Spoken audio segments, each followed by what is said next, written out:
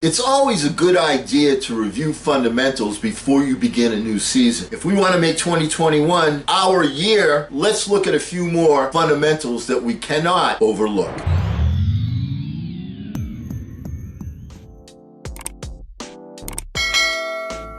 Hello again, everyone. I'm Eli's dad with Project Eli, where we educate, we lead, and we inspire. And I was reviewing some of my notes, over 200 pages, and went through and just jotted down a few basic fundamentals that frequently people need to be reminded of as they set their course for a new year. So let's get right to it. Earl Nightingale, pundit of the 50s, student of Napoleon Hill. Earl Nightingale tells us 100 men at age 65, one of them is rich. Four are financially independent, 5 of them will still be working, 54 will be broke. The remainder of the 100 are dead. Success is the progressive realization of a worthy ideal. The opposite of courage in our society is not cowardice, it's conformity. So how come we only have 5 people, 1 that's rich, 4 financially independent, by the time they reach age 65? And folks, let me tell you this, the numbers today are the same as they were in Earl Nightingale's day. That was the 1950s, early 60s. So these numbers are a constant. Good questions inform. Great questions transform. By the time we're 65, we have not learned how to become financially independent in the richest land that has ever been known.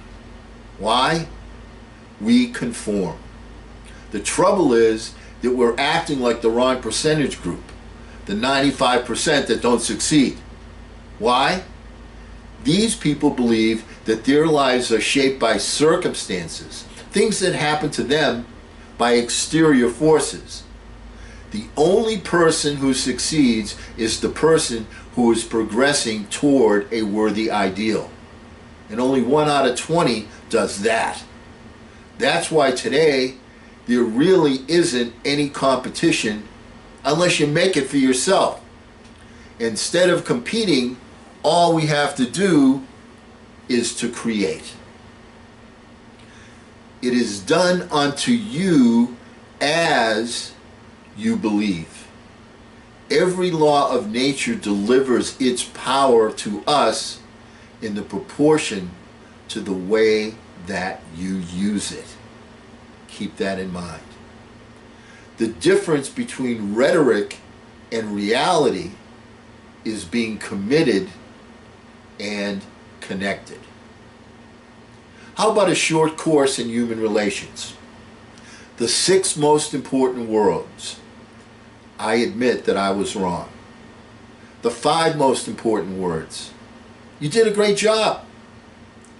The 4 most important words. What do you think?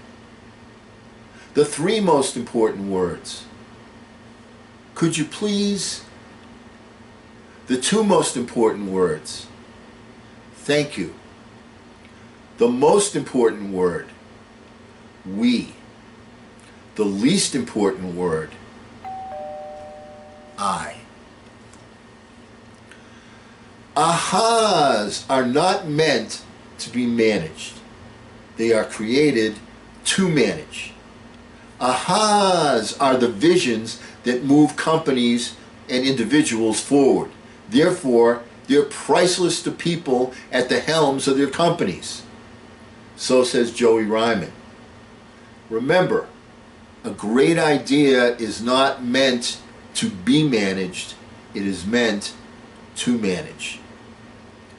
Far better it is to dare mighty things that are checkered by failure than to live in the great twilight that knows not victory or defeat. That's Teddy Roosevelt. Let me translate that to you in modern language. The Safeway is a grocery store. Prayer is when you talk to the universal mind. Meditation is where the universal mind talks to you. Motions lead to emotions. Once you get that body in motion, you're going to start to get emotion. The two are connected. If we don't get the little things right, we'll never get the big ones. The results that you get on the small things are the results you can expect from the big things, so you have to pay attention to detail. If we don't get the little things right, we're never going to get the big ones.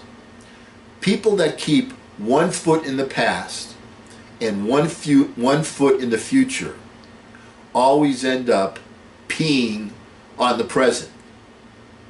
Fireflies only light up when they move forward. Take action.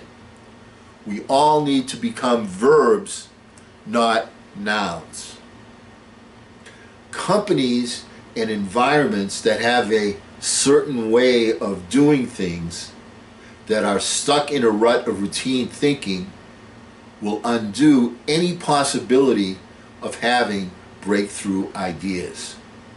When everybody thinks alike, no one's doing much thinking. Try to do some exercises in what-ifing. What if we did this? What if we did that? Or on an individual basis.